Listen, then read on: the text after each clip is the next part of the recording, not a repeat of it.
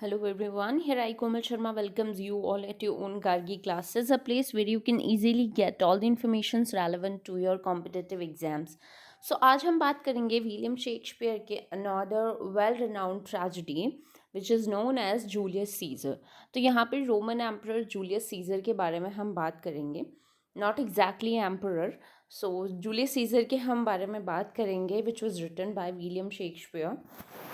सो we सबसे पहले हम बात करें तो प्ले की शुरुआत कहाँ से होती है. ट्रेजेडी की शुरुआत होती है जब सीजर जूलियस सीजर जस्ट अभी एक बैटल से वापस लौट रहे हैं टू हिज ऑन एम्पायर, और उन्होंने डिफीट किया है the sons of the deceased Roman general Pompey, his archival in battle. तो अभी जस्ट रिसेंटली एक बैटल ख़त्म हुआ है, जैसे प्ले जैसे प्ले शुरू होता है वैसे ही जो सीजर जूलियस सीजर एक बैटल से लौट रहे हैं और वो उस बैटल में उन्होंने डिफीट किया है जो डिसीज रोमन जनरल है पॉम्पी, उनके सन्स को. ठीक है. सो द टू ट्रिब्यून्स, और तब जब वो एग्जैक्टली वापस आ रहे थे Julius Caesar to his empire, और उसी टाइम पे जब सेलिब्रेशन चल रहा था, all were very happy, all were very cheerful की, और वो चेयर कर रहे थे to Julius Caesar for his bravery. उसी टाइम पे दो ट्रिब्यून्स थे जिनका एक का नाम था फ्लेवियस और दूसरे का नाम था मोरालिस. तो फ्लेवियस और मोरालिस दोनों ही जूलियस सीजर की इस ब्रेवरी से नाखुश थे. एंड द थिंग इज़ कि वो जूलियस सीजर के एनिमीज़ में से टू अमंग थे, सॉरी. तो फ्लेवियस और मोरालिस उन सारे लोगों को डांट रहे थे जो कि चेयर कर रहे थे, सेलिब्रेट कर रहे थे of the victory of Julius Caesar. और वो उनको बोल रहे थे कि क्या तुम इन डेकोरेशंस और इन सारे में लगे हुए हो, क्या सेलिब्रेट कर रहे हो, किसकी ब्रेवरी को सेलिब्रेट कर रहे हो तुम लोग. और जो जूलियस सीजर के स्टैचूज़ पे जो डेकोरेशंस था उन्हें भी उन दोनों ने रिमूव कर दिया. जो भी एनिमीज़ थे, जो भी ऑपोजिशंस थे ऑफ जूलियस सीजर, उन लोगों ने उस सेलिब्रेशन के अगेंस्ट में खड़े हुए. ठीक है. और उन सब लोगों को डांटा जो कि सेलिब्रेशन में पार्टिसिपेट कर रहे थे. आगे क्या होता है, जूलियस सीजर जैसे ही एंटर करता है with Brutus, Cassius and Antony. इन तीनों के साथ जूलियस सीजर की एंट्री होती है with Brutus, Cassius and Antony. A soothsayer calls out to Caesar to beware the Ides of March, but Caesar ignores him and proceeds with his victory celebration. तो जैसे ही Julius Caesar अपनी victory के साथ आगे बढ़ रहा था, उसी टाइम पे एक सूटसेयर था, उसने जूलियस सीजर को ये एग्जैक्टली इस चीज़ के लिए अवेयर करने की कोशिश करी कि इडस ऑफ मार्च वाले दिन तुम अवेयर रहना, उस दिन तुम्हारी जान को खतरा हो सकता है. लेकिन जूलियस सीजर ने इस बात को इग्नोर कर दिया और आगे बढ़ गया. अब इस बात को इग्नोर करने का एग्जैक्टली जूलियस सीजर को क्या भुगतान करना पड़ेगा, that I let you know later. आगे क्या होता है, कैशियस और ब्रूटस दोनों एक दूसरे से यहाँ पे बात कर रहे हैं. ठीक है. Cassius who is one among the enemies of Julius Caesar, Brutus जो है वो बहुत अच्छा फ्रेंड है जूलियस सीजर का. तो इन दोनों ऑपोजिट्स में एक जो कि जूलियस सीजर का फ्रेंड है, क्लोज फ्रेंड है, उसका वेल विशर है, एंड कैशियस जो एग्जैक्टली उसको कर्स करता है जूलियस सीजर को, उसको ख़त्म करना चाहता है. उन दोनों के बीच में यहाँ कॉन्वर्सेशन चल रहा है. सो यहाँ पे ब्रूटस क्या बोलता है, he says that he fears that the people want Caesar to become king which would overturn the republic. अब यहाँ पे क्या होता है, ब्रूटस जो है इस बात से बहुत ज़्यादा दुखी है कि ठीक है वो जूलियस सीजर के फेवर में है, वो उसे बहुत सपोर्ट करता है, लेकिन ब्रूटस ये कभी नहीं चाहता है कि जूलियस सीजर किंग बने, एम्परर बने ऑफ द एम्पायर. क्यों? क्योंकि उसे ये लगता है कि जब भी किसी इंसान के पास पावर आ जाता है तो वो अपनी डिग्निटी से फॉल होना शुरू हो जाता है.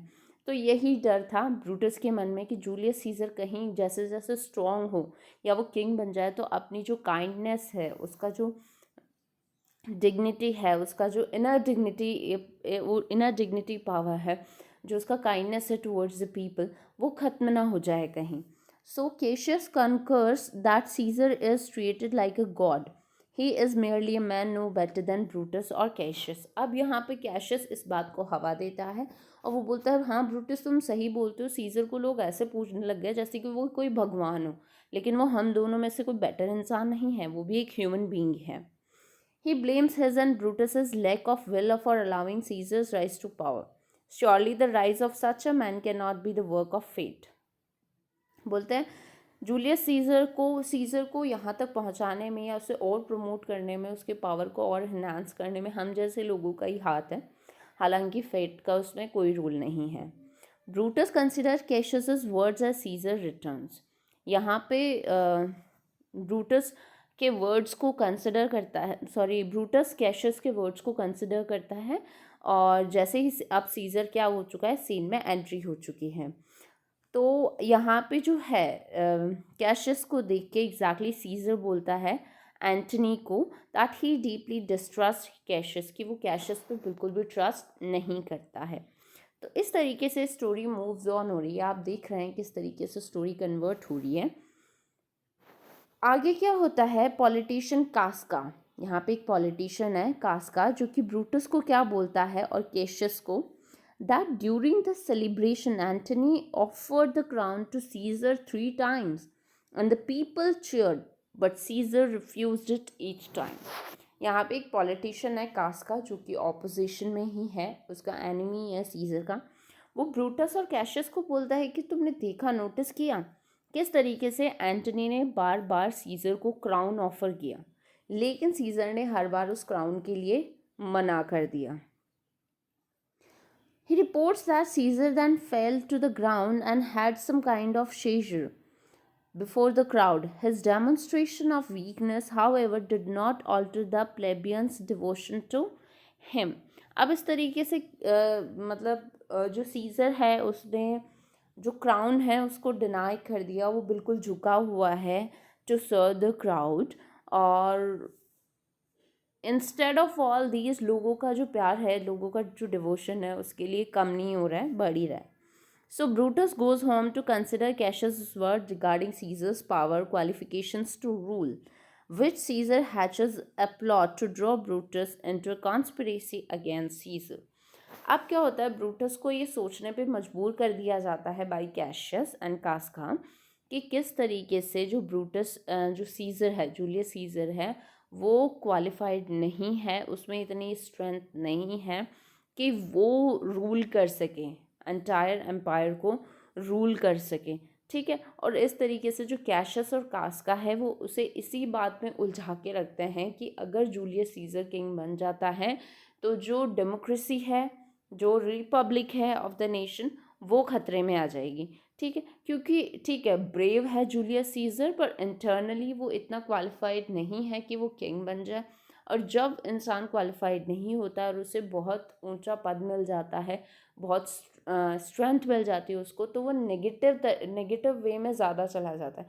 तो ब्रूटस को ये डर था कि कहीं रिपब्लिक और डेमोक्रेसी जो है, रिपब्लिक जो है वहाँ का, वो खतरे में ना आ जाए, ठीक है। तो इस तरीके से ब्रूटस वैसे तो सीज़र का वेल विशर होता है, पर उसे यहाँ आके, because he is completely devoted to his country, अपनी कंट्री के लिए कम्प्लीटली डिवोटेड है, और जो कंट्री के फेवर में होगा वो डिसीजन उसी के फेवर में होगा। तो यहाँ पे कास्का और कैशियस जो है वो उसे भड़काने की कोशिश कर रहे हैं अगेंस्ट, और एक कॉन्स्पिरेसी क्रिएट कर रहे हैं अगेंस्ट जूलियस सीज़र। आगे क्या होता है, Brutus finds letter in his house apparently written by Roman citizens worried that Caesar has become too powerful.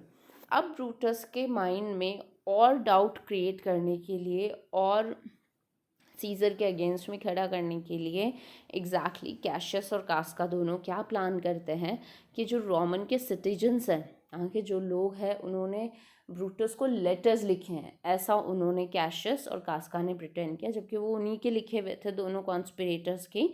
लेकिन यहाँ पे ब्रूटस क्या सोचता है कि रोमन सिटीजन्स के हैं, ये उन लोगों के लेटर्स हैं जिसमें उन्होंने ये एंग्जाइटी जाहिर की है, जहाँ पे उनको ये चिंता हो रही है कि अगर सीज़र बहुत ज़्यादा पावरफुल हो जाएगा तो वहाँ का जो नेशन है, वहाँ का जो एंटायर एम्पायर है, वहाँ का रिपब्लिक खतरे में आ जाएगा।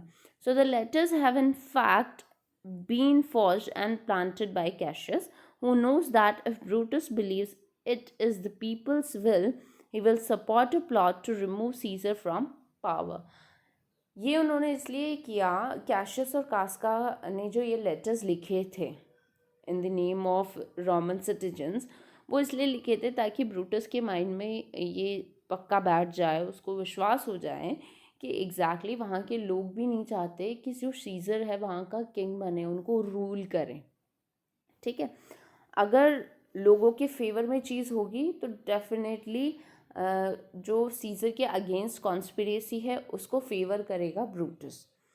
सो a committed supporter of the Republic का कमिटेड सपोर्टर यहाँ पे ब्रूटस है। Brutus fears the possibility of a dictator-led empire, worrying that the populace would lose its voice. यहाँ पे ब्रूटस को क्या डर है कि अगर जूलियस सीजर बहुत ज़्यादा पावर में आ जाता है, उसको बहुत सारी पावर्स मिल जाती है, उसे स्ट्रेंथ मिल जाती है बहुत ज़्यादा, तो वो एक डिक्टेटर बन जाएगा पूरे एम्पायर का और लोगों पे रूल करेगा, और जहाँ पे लोगों को बोलने का कोई राइट नहीं होगा। तो ये डर बैठ जाता है ब्रूटस के माइंड में सीजर के लिए, जो कि किसने क्रिएट किया? कैशियस और कास्का, जो कि बिल्कुल नहीं चाहते थे कि जूलियस सीजर आगे बढ़े। Cassius arrives at Brutus's home with his conspirators, and Brutus has already been won over by the letters, takes control of the meeting. अब यहाँ पे ब्रूटस के घर पे आता है कैशियस और बाकी के जो कॉन्स्पिरेटर्स हैं वो, क्योंकि अब ब्रूटस को ये विश्वास हो जाता है कि जूलियस सीजर को पावर में नहीं आने देना, अदरवाइज हिल बिकम डिक्टेटर। तो वो उन कॉन्स्पिरेटर्स का कंप्लीटली साथ देता है और वो लीडर बन जाता है उन सारे कॉन्स्पिरेटर्स का। The man agree to lure Caesar for his house and kill him. अब यहाँ पे वो लोग प्लान बना लेते हैं कि सीजर को उसके घर से लेके आना है और उसे मारना है। कैशियस जो यहाँ पे है वो एंटनी को भी मारना चाहता है, जो कि फ्रेंड है, क्लोज फ्रेंड है ऑफ सीजर, बट यहाँ पे जो ब्रूटस है वो मना कर देता है कि नहीं, हम एंटनी को नहीं मारेंगे, क्योंकि वो सिर्फ जूलियस सीजर को मारना चाहता है ब्रूटस, ताकि वो डिक्टेटर ना बने। बाकी के लोग क्यों मारना चाहते हैं? कैशियस कास्का, बाकी के कॉन्स्पिरेटर्स जूलियस सीजर को क्यों मारना चाहते हैं? क्योंकि वो उसे अपने रास्ते का कांटा समझते हैं और उसे वहाँ से हटाना चाहते हैं। Having agreed to spare Antony, the conspirators depart. अब ठीक है, लोग मान जाते हैं कि ठीक है एंटनी को नहीं मारते, जूलियस सीजर को ही खत्म करते हैं। अब जो है सीजर यहाँ पे तैयार हो रहा होता है कि उसे सीनेट के लिए निकलना है अभी, तभी उसकी जो वाइफ है कल्पूर्निया, वो उसे रोकती है कि मुझे बहुत ही बुरा सपना आया था, बहुत बुरा सपना आया था, जिसमें जो जूलियस सीजर के स्टैचू को एग्जैक्टली लोग, वो ब्लड शेड स्टैचू उसने अपने सपने में देखा, और लोगों के हैंड्स, जो कॉन्स्पिरेटर्स हैं उनके हाथ जो है, जो मर्डरर्स, उनके हाथ पूरे ब्लड में सने हुए हैं। तो ये सपना आता है कल्पूर्निया को, तो कल्पूर्निया उसको रोकने की कोशिश करती है कि प्लीज़ तुम आज सेनेट मत जाओ। सीजर यहाँ पे मना कर देता है, पर फिर भी कल्पूर्निया जो उसे कन्विंस कर लेती है, वो घर पे ही रुक जाता है। लेकिन यहाँ पे एक कॉन्स्पिरेटर उसी के घर में है जिसका नाम होता है डैशियस। वो उसको बोलता है कि कल्पूर्निया ने वो जो सपना है उसको मिसअंडरस्टैंड किया है, तुम्हें अपना काम करना चाहिए। तो इस तरीके से डैशियस, वो is one among the conspirators murderers, वो उसकी बात में आ जाता है, डैशियस की बात में, और चला जाता है टू सीनेट। सीजर जैसे ही घर के वहाँ सीनेट के लिए निकलता है फ्रॉम होम, ठीक है, अपने कॉन्स्पिरेटर्स के साथ। जैसे ही सीजर प्रोसीड करता है towards the street, towards the senate, ठीक है, तो वो सूटसेयर फिर से जूलियस सीजर को मिलता है और उसे वो ही वार्निंग दोबारा देता है कि तुम्हें बेवेयर रहना है फॉर टुडे, तुम्हें घर पे रुकना चाहिए, तुम्हें नहीं जाना चाहिए। लेकिन यहाँ पे भी जूलियस सीजर उस सूटसेयर को कम्प्लीटली इग्नोर कर देता है। सेनेट में क्या होता है, जो कॉन्स्पिरेटर्स है वो सीजर से बात करते हैं, ठीक है, उसको चारों तरफ से घेर लेते हैं और एक एक करके हर कोई उसको स्टैब करता है, चाकू से मारता है।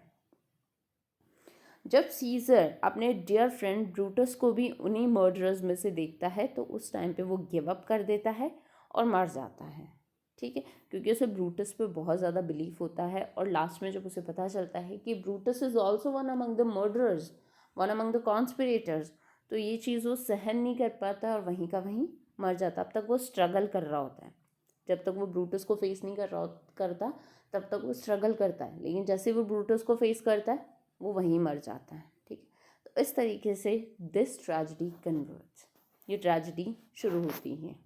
ठीक है, तो जूलियस सीजर को इस तरीके से इन कॉन्स्पिरेटर्स ने मार दिया। अब आगे क्या होता है, कौन जस्टिस दिलाता है जूलियस सीजर की डेथ को, उसके मर्डर को, वो हम आगे देखते हैं।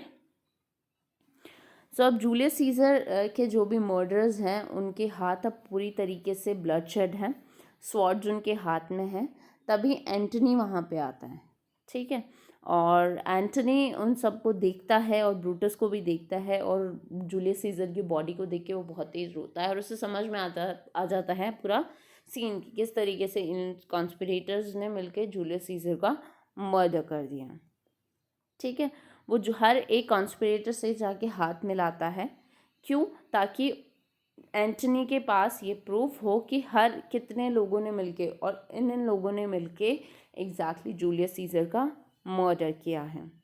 जब जूलियस सीजर पूछता है कि उन्होंने यहाँ पे एंटनी पूछता है कि उन्होंने जूलियस सीजर को क्यों मारा, तो ब्रूटस रिप्लाई करता है कि इस चीज़ का जवाब वो कब देंगे, फ्यूनरल ऑरेशन में ही देंगे। ठीक है, एंटनी यहाँ पे बोलता है कि ठीक है, फ्यूनरल ऑरेशन में बोलने का राइट मुझे भी है, मुझे भी इसका हक दो। ब्रूटस उससे परमिशन देता है, ठीक है, उस ऑरेशन में तुम भी बोल सकते हो। सारे कॉन्स्पिरेटर्स वहाँ से चले जाते हैं मर्डर सीन से। एंटनी वहाँ पे रहता है और वो स्वयं करता है, वो शपथ लेता है कि वो जूलियस सीजर की डेथ का बदला लेगा। कौन? एंटनी।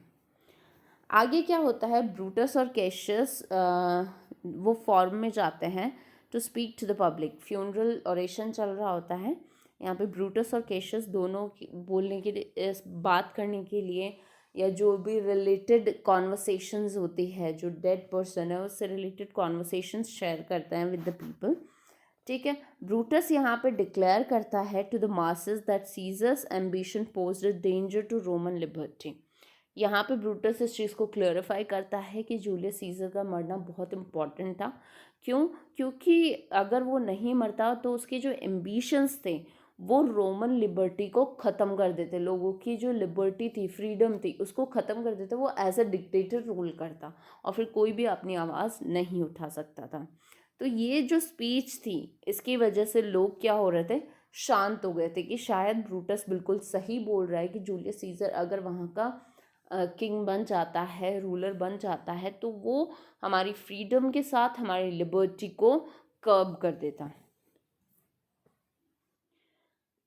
ठीक है, तो ये स्पीच सुन के ब्रूटस का लोग शांत तो हो जाते हैं, लेकिन आगे क्या होता है, एंटनी आता है। अब जैसे ही एंटनी आता है, ब्रूटस जो पल्पिट था, जहाँ पे जो स्पीच डेस्क होती है, वहाँ से वो हट जाता है ब्रूटस, और एंटनी वहाँ पे आ जाता है। अब यहाँ पे जो rapidly referring to Brutus as an honourable man, यहाँ पे जो एंटनी है वो बार बार ब्रूटस के लिए एक वर्ड यूज़ करता है that he is so honourable, he is so kind hearted person, he is devoted to his country. तो ये सारी चीज़ें वो बोलता है ब्रूटस के लिए। आगे एंटनी बोलता है, धीरे धीरे वो सरकास्टिक होती जाती है उसकी स्पीच, और वो क्वेश्चन करता है the claims that Brutus made in his speech that Caesar acted only out of ambition. और वो क्वेश्चन करता है कि किस तरीके से ब्रूटस ने, जो कि एक honourable, devoted, kind hearted person है, उसने कैसे ऐसे बोल दिया कि जो जूलियस सीजर है उसके एम्बिशन सही नहीं थे, या वो लोगों की लिबर्टी के साथ खेलता। ठीक है, एंटनी पॉइंट आउट करता है that Caesar brought much wealth and glory to Rome, कि जो सीजर है उसने रोम को बहुत सारी वेल्थ और ग्लोरी दी है, ग्लोरीफाई किया है इस नेशन को, and 3 times turn down offers of the crown. और इनफैक्ट मैंने जब उसे 3 बार क्राउन के लिए ऑफर किया उसने वो भी मना कर दिया। तो ब्रूटस ऐसे कैसे बोल सकता है कि जो जूलियस सीजर है वो बहुत ज़्यादा एम्बिशियस था? ऐसा कैसे हो सकता है? आगे क्या होता है, एंटनी प्रोड्यूस करता है सीजर के विल को। उसे पढ़ के, उसे देख के लोग बहुत ज़्यादा अग्रेसिव हो जाते हैं। यहाँ पे वो बोलता है, he descends from the pulpit to stand next to Caesar's body. अब वो पल्पिट से हटके सीजर की बॉडी के पास जाता है और सीजर की जो विल थी उसको लोगों के सामने पढ़ता है और वो डिस्क्राइब करता है कि किस तरीके से सीजर की डेथ हुई, उसके वुंड्स को दिखाता है पूरे क्राउड को और उस विल को पढ़ता है वो आगे। ठीक है, सीजर की विल में क्या लिखा था? bequeaths a sum of money to every citizen and orders that his private gardens be made public। वो बोलता है कि सीजर अपनी विल में ये लिख के गया है कि उसके उसके पास जितना भी पैसा है, उसके पास जितनी भी मनी है, वो रोम के हर सिटीजन को दी जाए बराबर बराबर। और वो बोलता है कि उसके जो गार्डन्स है, प्राइवेट गार्डन्स है, उन्हें पब्लिक यूज़ करें, पब्लिक के यूज़ में आए। और ये सुन के कि कितना काइंड था और लोगों के बारे में कितना ज़्यादा सोचता था, एम्बिशियस बिल्कुल नहीं था, डिक्टेटर नहीं बनता जूलियस सीजर। तो इस बात को सुन के जो लोग थे रोम के, वो बहुत ज़्यादा गुस्से में आ गए। ठीक है, और उन्हें इस बात का गुस्सा है कि किस तरीके से ये जो जनरस मैन है, he lies dead here and they calling Brutus and Cassius traitors, the masses set off to drive them off from the city. और यहाँ पे जो ब्रूटस और कैशियस है, उन ट्रेटर्स को, जो भी कॉन्स्पिरेटर्स हैं, उन्हें सिटी से बाहर निकाल दिया जाता है। आगे क्या होता है? सीजर पहले मरने से पहले एग्जैक्टली ही अडॉप्टेड अ सन, उसने अपने सन को अडॉप्ट किया था और उसे सक्सेसर बनाया था और उसका नाम क्या था? Octavius.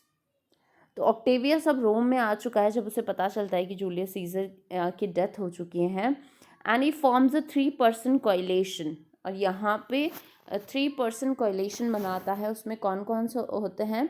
Antony, Lepidus and this Octavius himself. तो ऑक्टेवियस, एंटनी एंड लेपिडस, ये तीनों मिलके एक कोएलिशन बनाते हैं, 3-person कोएलिशन, ट्रायम्विरेट भी बोलते हैं इसको।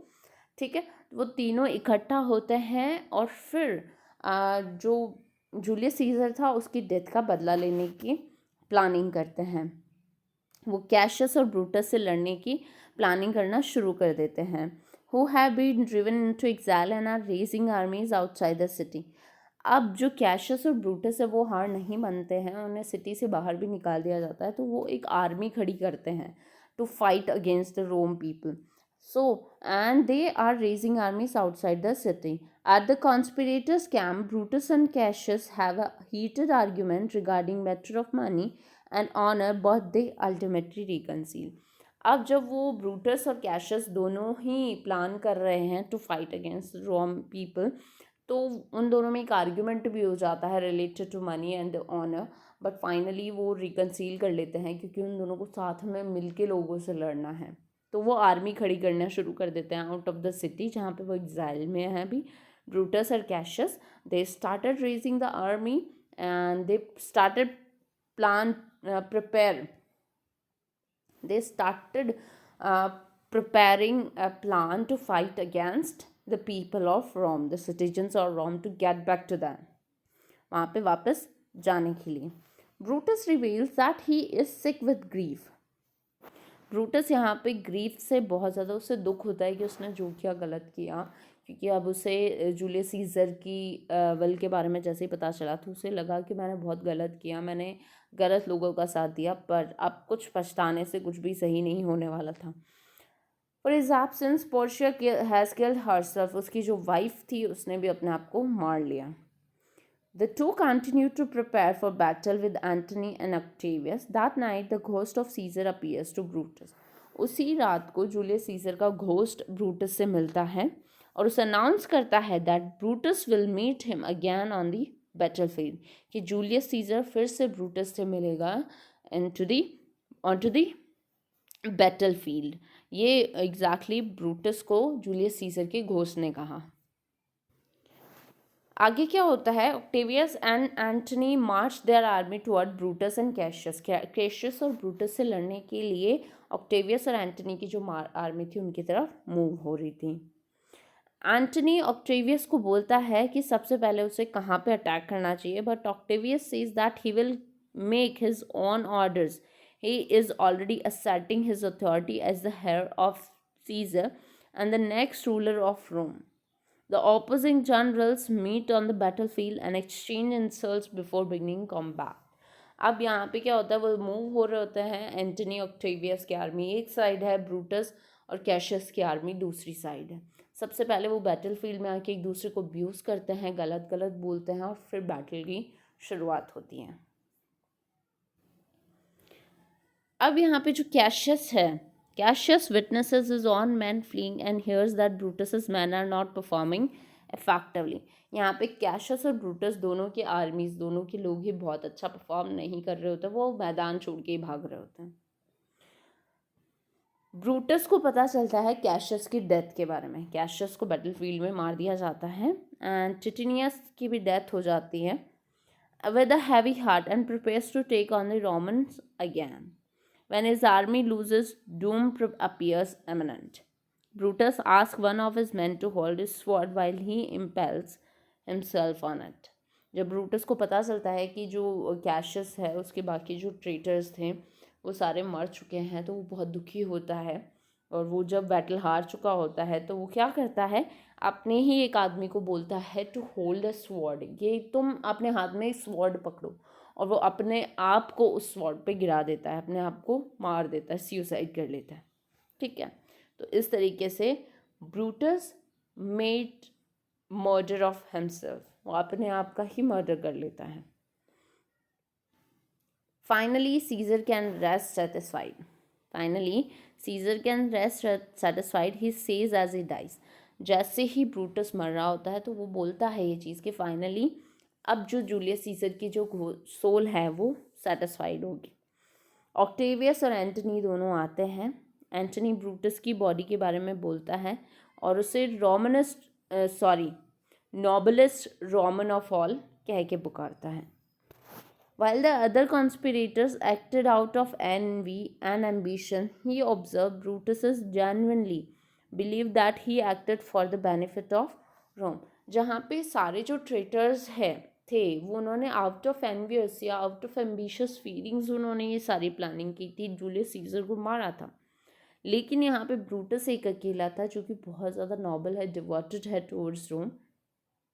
वो सिर्फ अपने सही एम्बिशंस के लिए उसने जूलियस सीजर को मौत के घाट उतारा। Octavius orders that Brutus is be buried in the most honorable way. The man then depart to celebrate their victory. Octavius ने ऑर्डर दिया कि ब्रूटस को ऑनर के साथ इसको ब्यरी किया जाए। ठीक है, और इसी तरीके से जो ऑक्टेवियस और एंटनी हैं दोनों अपनी विक्ट्री के साथ आगे मूव ऑन हो जाते हैं। So this is the play, this is the tragic play Julius Caesar, about the life of the Roman Emperor Julius Caesar हम बोल सकते हैं। So thank you so much for attending lecture at Gargi classes. अगर आपको कोई issue है related play तो आप कमेंट के थ्रू पूछ सकते हैं। Thank you.